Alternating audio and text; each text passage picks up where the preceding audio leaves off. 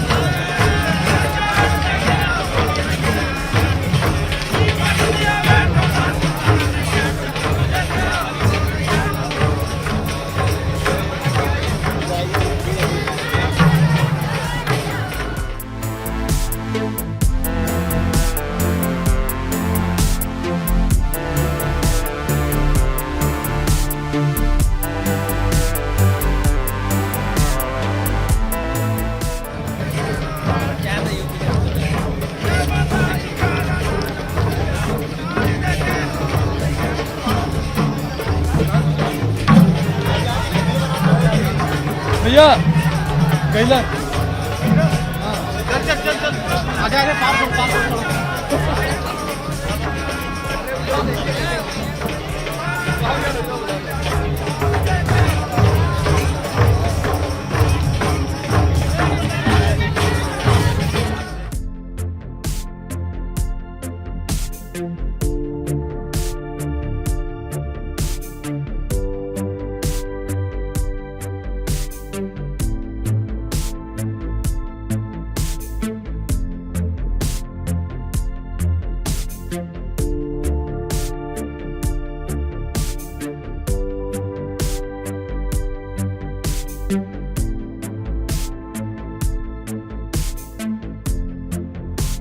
साथियों, एक क्रूज यात्रा एक साथ अनेक नए अनुभव लेकर आने वाली है। ये जो लोग इसमें से अध्यात्म की खोज में हैं, उन्हें वाराणसी, काशी, बोधगया, विक्रमशिला, पटना साहिब और माजुली की यात्रा करने का सौभाग्य मिलेगा।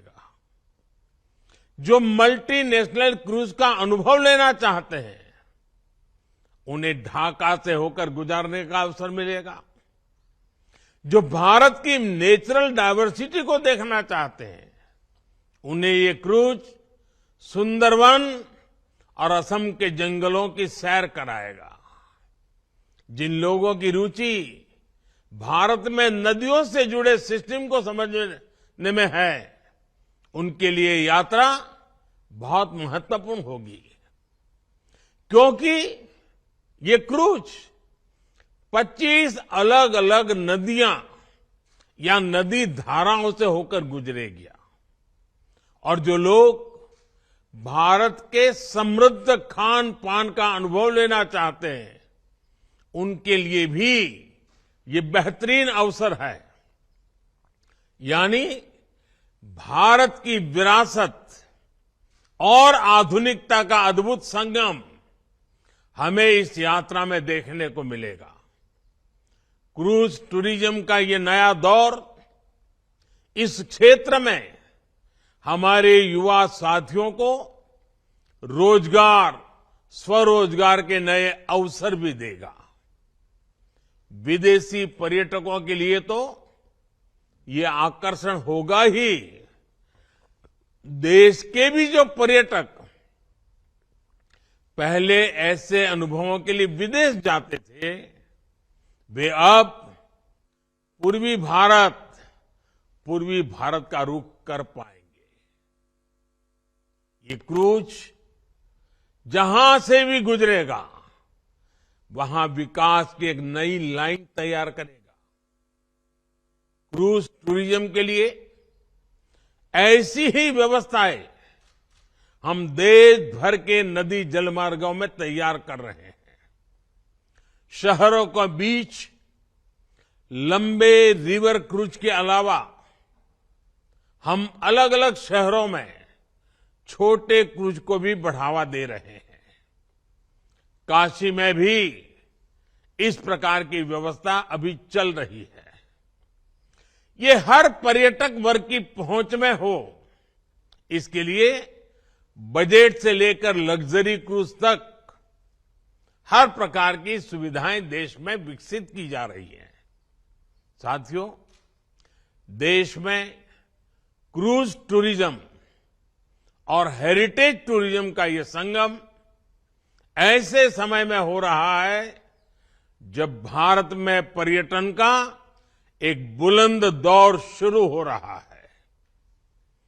भारत की वैश्विक भूमिका जैसे जैसे बढ़ रही है, वैसे वैसे भारत को देखने, भारत को जानने और भारत को समझने की उत्सुकता भी बढ़ रही है।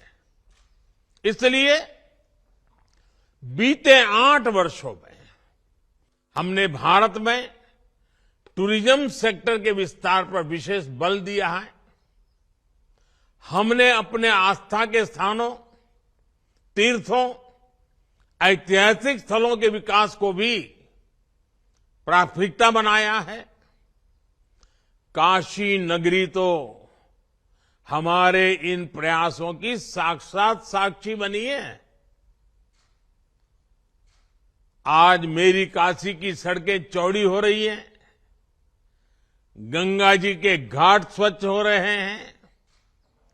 काशी विश्वनाथ धाम का पुनर्निर्माण होने के बाद जिस प्रकार श्रद्धालुओं और पर्यटकों में उत्साह देखा जा रहा है, वो भी अभूतपूर्व है।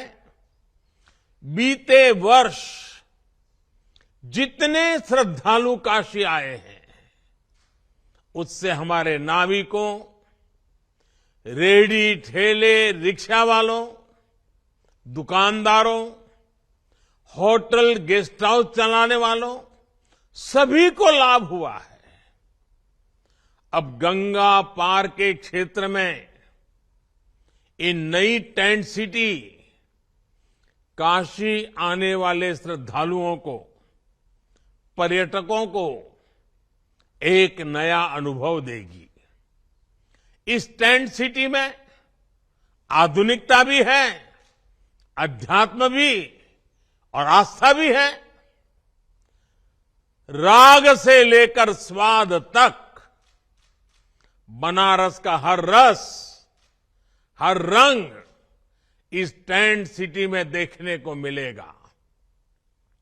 साथियों, आज का ये आयोजन 2014 के बाद से देश में जो नीतियां बनी, जो निर्णय हुए, जो दिशा तय हुई, उसका प्रतिबिंब है।